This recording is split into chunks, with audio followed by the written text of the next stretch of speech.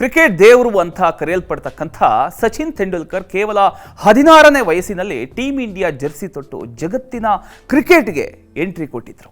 ಆ ಚಿಕ್ಕ ಹುಡುಗ ಮುಂದೆ ಭಾರತೀಯ ಕ್ರಿಕೆಟ್ನ ಅತೀ ದೊಡ್ಡ ಲೆಜೆಂಡ್ ಆಗಿ ಬೆಳೆದಂಥ ಕತೆ ಇತಿಹಾಸ.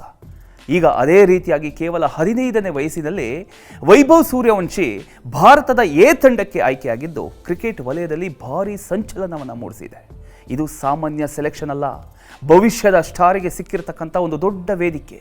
ಶ್ರೀಲಂಕಾದಲ್ಲಿ ನಡೆಯಲಿರತಕ್ಕಂಥ ತ್ರಿಕೋನ ಸರಣಿಗೆ ಆಯ್ಕೆಯಾದ 15 ಸದಸ್ಯರ ಭಾರತ ಎ ತಂಡವನ್ನು ತಿಲಕ್ ವರ್ಮಾ ಮುನ್ನಡೆಸ್ತಾ ಇದ್ದಾರೆ. ರಿಯನ್ ಪರಗ್ ಉಪನಾಯಕರಾಗಿದ್ದಾರೆ. ಅಂಥ ಪ್ರತಿಭಾವಂತ ಆಟಗಾರರ ನಡುವೆ ಈ ಕಿರಿಯ ಹುಡುಗ ತನ್ನ ಸ್ಥಾನ ಗಿಟ್ಟಿಸಿಕೊಂಡಿರೋದೇ ಈಗ ಎಲ್ಲರ ಗಮನ ಸೆಳೀತಾ ಇದೆ.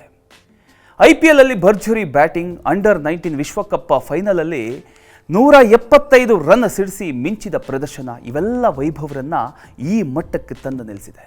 ಆದರೆ ಈಗ ದೊಡ್ಡ ಪ್ರಶ್ನೆ ಏನು ಗೊತ್ತಾ? ಟೀಮ್ಗೆ ಆಯ್ಕೆ ಆಗಿರೋದು ಸಾಕಾ ಅಥವಾ ಪ್ಲೇಯಿಂಗ್ 11ನಲ್ಲಿ ನಿಂತು ದೇಶಕ್ಕಾಗಿ ಮೈದಾನಕ್ಕೆ ಇಳಿತಕ್ಕಂಥ ಅವಕಾಶ ಕೂಡ ಸಿಗುತ್ತಾ? ಯಾಕಂದರೆ ಬೆಂಚಲ್ಲಿ ಕುಳಿತುಕೊಳ್ತಕ್ಕಂಥ ಆಟಗಾರರನ್ನು ಜನ ಹೆಚ್ಚು ದಿನ ನೆನಪಲ್ಲಿ ಇಟ್ಕೊಳ್ಳಲ್ಲ. ಆದರೆ ಒಮ್ಮೆ ಮೈದಾನಕ್ಕೆ ಇಳಿದು ಮ್ಯಾಚ್ ಗೆಲ್ಲಿಸ್ತಕ್ಕಂಥ ಆಟಗಾರರನ್ನು ಇತಿಹಾಸ ಮರೆಯೋದಿಲ್ಲ.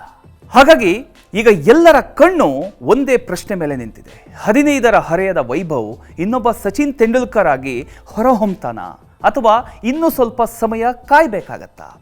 ನೀವೇನು ಹೇಳ್ತೀರಿ? ಕಾಮೆಂಟ್ ಮಾಡಿ.